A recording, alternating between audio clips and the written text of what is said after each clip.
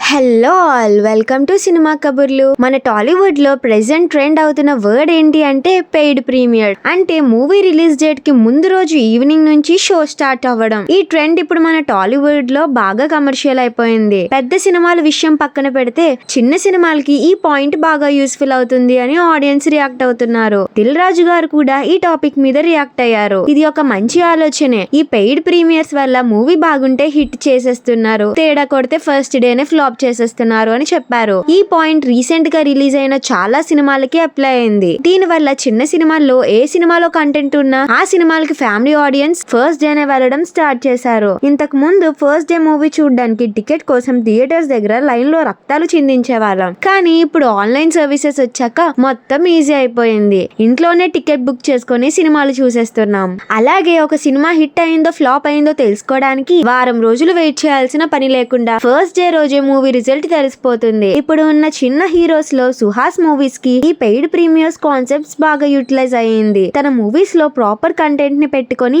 ఈ paid premieres తెప్పించుకొని audience లో రిలీజ్ కి ముందే మూవీ రీచ్ అయ్యేలా ప్లాన్ చేసుకుంటూ తనకంటూ ఒక మార్క్ తెచ్చుకుంటున్నాడు. ఇప్పుడు కొత్తగా రిలీజ్ అవుతున్న జనక అయితే గనక కూడా అలాగే రిలీజ్ అవ్వబోతుంది. దిల్ రాజు గారు ఈ మూవీని ప్రెజెంట్ చేస్తున్నారు. ఇలా హిట్సే కాకుండా రీసెంట్ గా రిలీజ్ అయిన మిస్టర్ బచ్చన్ మూవీ రిజల్ట్ కూడా పెయిడ్ ప్రీమియర్స్ లోనే తేలిపోయింది.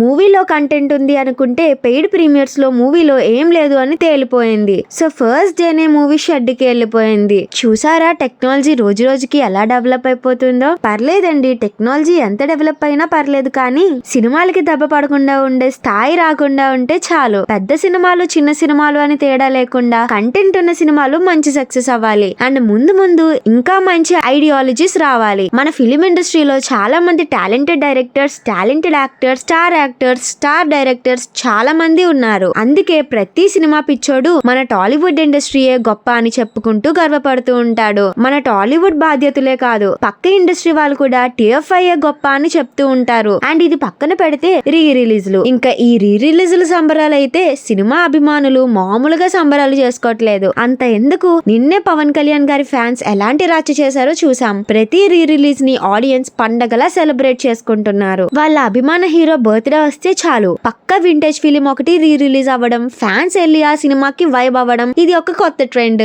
దీని వల్ల ప్రొడ్యూసర్స్ కి మళ్ళీ లాభం, ఆడియన్స్ కి సాటిస్ఫాక్షన్. పాత సినిమాలని టీవీలో వేసుకొని చూస్తే అది ఒక సాటిస్ఫాక్షన్, కానీ రీ రిలీజ్ అయిన సినిమాలను థియేటర్ లో చూస్తే అది ఒక మర్చిపోలేని ఫీలింగ్ ని ఇస్తుంది. మొన్న రిలీజ్ అయిన ఇంద్ర, మురారి, ఆరెంజ్, మాస్ ఇంకా చాలా రిలీజ్ అయ్యాయి అనుకోండి. అన్ని సినిమాలు మళ్ళీ కొత్త రికార్డ్స్ క్రియేట్ చేసుకున్నాయి. ఈ రీ రిలీజ్ హడావిడి ఇప్పట్లో ఇంకా ఆగేలా లేవు. ఈ ట్రెండ్ ఇలా కంటిన్యూ అవుతూనే ఉంటదేమో.